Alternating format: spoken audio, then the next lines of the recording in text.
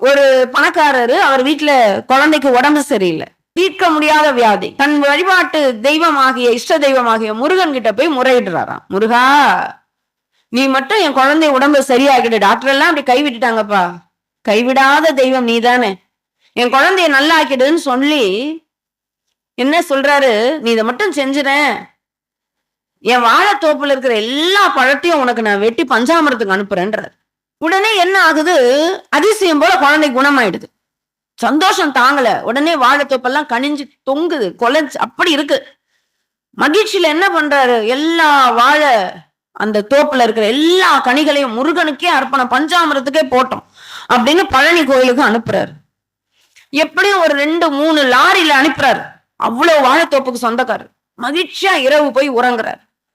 பா, எங்க அப்பா நான் கேட்டதை செஞ்சுட்டான், நானும் திருப்தி அவனுடைய பஞ்சாமிரத்துக்கு என் தோப்புல இருந்த பழங்கள்லாம் வெட்டி அனுப்பிட்டேன், எனக்கு மகிழ்ச்சி அப்படின்னு அனுப்புறாரு. இரவு கனவுல முருகர் வர்றாரு.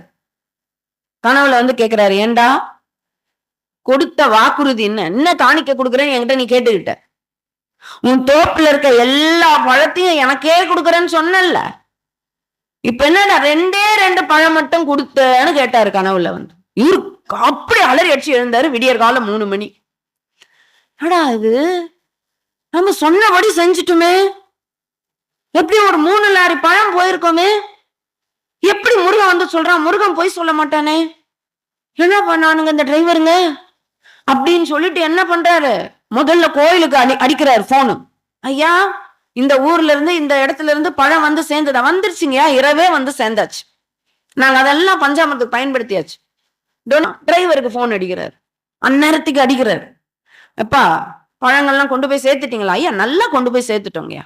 வழியில ஏதாவது நடந்ததா, ஏதாவது ஞாபகம் இருக்கா? என்ன? இல்லைங்கய்யா, எல்லாம் சேர்த்துட்டோம். உண்மையை சொல்லுங்கப்பா, ஏதாவது வழியில ஏதாவது நடந்ததா?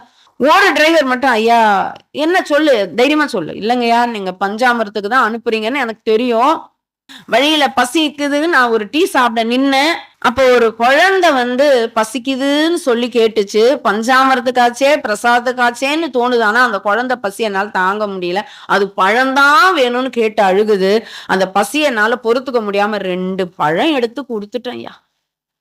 அவருக்கு அப்படியே ஒரு மின்னல் பொறி தட்டுது, யாரோ சுத்தில அடிச்சா மாதிரி இருக்கு.